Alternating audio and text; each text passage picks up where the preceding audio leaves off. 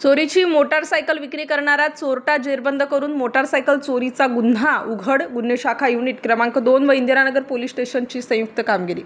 गुन्हे शाखा युनिट क्रमांक 2 चे पोलीस अधिकारी व अंमलदार हे मोटारसायकल चोरीतील गुन्ह्यातील आरोपी यांचा शोध घेत असताना सहाय्यक पोलीस उपनिरीक्षक प्रेमचंद गांगुर्डे व पोलीस हवालदार चंद्रकांत गवळी यांना मिळालेल्या गुप्त बातमीमार्फत एक व्यक्ती याच्याकडे चोरीची बजाज पल्सर मोटारसायकल असून तो विक्री करण्याकरिता कवटेकरवाडी समोर येणार आहे अशी बातमी मिळाल्याने सदरची बातमी गुन्हे शाखा युनिट क्रमांक 2 यांना देऊन त्यांनी पोलीस पथकास कायदेशीर कारवाई करण्याचे आदेशित केले असल्याने कवटेकरवाडी पांडवलेणी नाशिक येथे सापळा लावून एक व्यक्ती बजाज पल्सर मोटारसायकलवर बसलेला दिसला.